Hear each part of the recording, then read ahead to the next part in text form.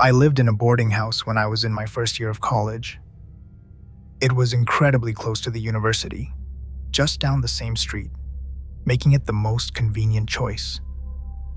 The area was lined with apartments and boarding houses, nearly all of them filled with students like me. The place I found had cheaper rent compared to the others, and right beside it was a small eatery, which made it even more practical. I shared the room with a former high school classmate, so we split the rent between us. The boarding house was a two-story structure, painted a dull yellow that looked almost faded under the sun. Our room was on the first floor. When you entered through the main door, the first thing you'd see was a large common area that had once been the house's living room. To the left was a small toilet and bath, and to the right stretched a narrow hallway with two rooms, one on either side. We took the room on the left. At that time, no one occupied the other room, so we were the only ones using the bathroom across from us. That bathroom always felt suffocating. It was cramped and airless, and every time I stepped inside, it felt as though the air itself pressed down on my lungs. I told myself it was only because of how small the space was, but there was a heaviness to it that was hard to explain. Our room was equally cramped. It even had a tiny kitchen counter inside, which made us think it used to be the house's kitchen before they converted it into a bedroom. The main piece of furniture was a bunk bed. My roommate claimed the lower bunk first, leaving me with the upper one. The head of the bed was pushed against the wall that bordered the common area. High up on the wall near the ceiling was a rectangular vent with two thin horizontal wooden planks secured by narrow bars. At night, when the light in the common area was left on, the glow would stream through the vent's openings, breaking into parallel beams of light and shadow that hit the opposite wall. Lying there in the dark, I often watched that faint light cut through the darkness.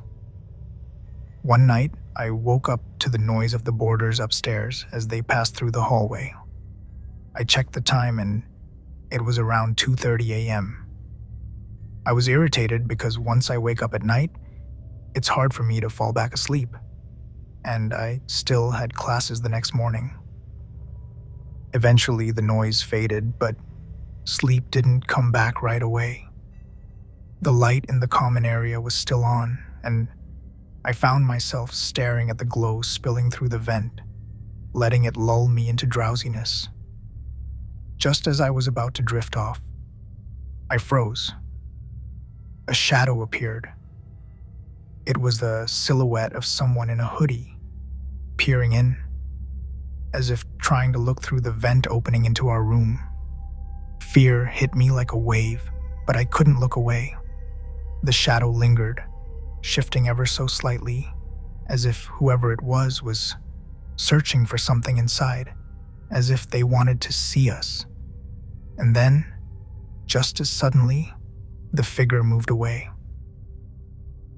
I lay there, wide awake, thoughts racing. Who was that? What did they want?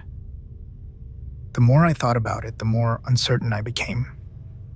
It almost seemed like someone with a blanket pulled over their head, the way people sometimes try to scare you in cheap Halloween costumes. For a brief moment, I even wondered if it had just been another boarder trying to play a prank on us.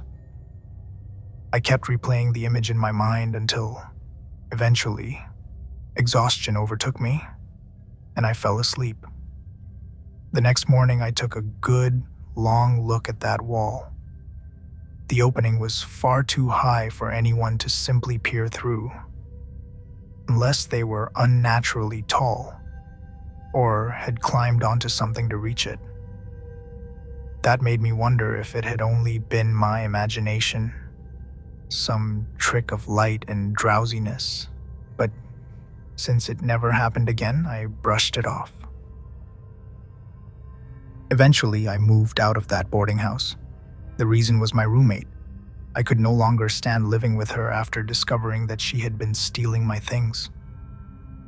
Before the next semester started, I began looking for a new place to stay. I asked around until I found another boarding house, not too far from where I used to live. I spoke with the landlady, and after I had asked all the usual questions about the rent, she asked me where I had stayed before. "At the yellow boarding house," I said. "The one beside the eatery." Her face shifted slightly. "Ah," she murmured. "The house that burned down?" I froze. "Burned down?" I asked. She nodded. "Yes, that place caught fire some years ago. A father and his child died there. They were found in the bathroom on the first floor, covered with a blanket."